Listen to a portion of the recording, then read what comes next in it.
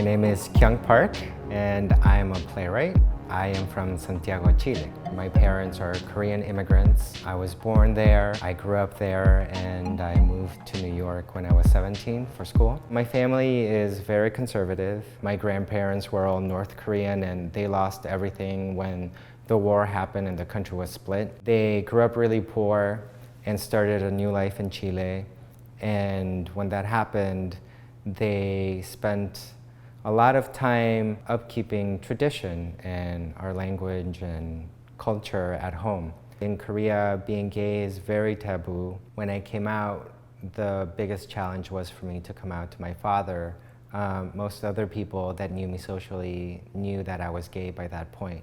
So when I came out to him, I said that I was gay and that my intentions were to immigrate to the States and start a theater company so I could do my work. And he took it really bad. He had a really hard time understanding, and at some point I had a big fallout with my family. I was disowned. He told me I should kill myself. He tried to send me to conversion therapy. He asked me never to come back home if I wasn't going to change. I had to really find a way to start the life I wanted without the kind of acceptance that I wish I had had. And that was sort of a cultural bridge that I knew was always there, but that I had to fight through. I kind of realized that even though I was really afraid, and that I could lose everything, which happened to me, that I had to do it to be true. My life, and I think a lot of my work, is about balancing the different identities I have, being Korean, Chilean, gay, and an immigrant. These are 4 different identity labels that I think sort of have their own histories and issues to grapple with in society. I think when I first came to the States, a lot of people saw me as Asian because of the way I look. And when I'd say I was Latino, a lot of people would laugh just because it was very hard for them to understand, you know, how an Asian person could be Latino as well. There wasn't a clear path for me. And in fact, I was so unboxable that it was almost impossible for me to have a career as an artist.